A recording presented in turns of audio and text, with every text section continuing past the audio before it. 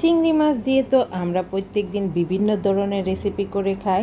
আর চিংড়ি মাছ দিয়ে যে রেসিপি করি না কেন খেতে লাগে অসাধারণ। আজকে আমি চিংড়ি মাছ দিয়ে বলতে পারো অনেকটা মনের মাধুরী মিশিয়ে তারপর একটা রেসিপি তৈরি করেছিলাম। খেতে এতটা অসাধারণ হয়েছিল। এরকম ভিন্নধর্মী একটা রেসিপি তোমরা কিন্তু ঘরে ট্রাই করতেই পারো। আশা করছি খেয়ে সবাই খুব বেশি খুশি হবে।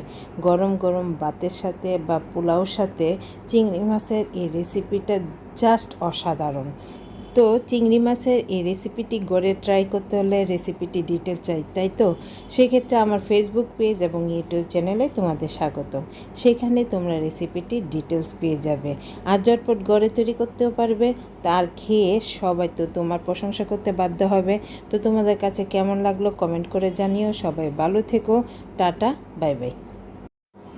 চিংড়ি মাছ দিয়ে তো আমরা প্রত্যেকদিন বিভিন্ন ধরনের রেসিপি করে খাই। আর চিংড়ি মাছ দিয়ে যে রেসিপি করি না কেন খেতে লাগে অসাধারণ।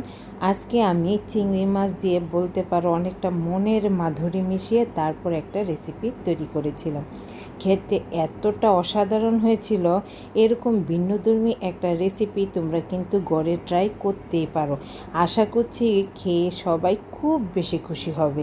গরম গরম ভাতের সাথে বা পোলাওর সাথে চিংড়ি মাছের এই রেসিপিটা জাস্ট অসাধারণ।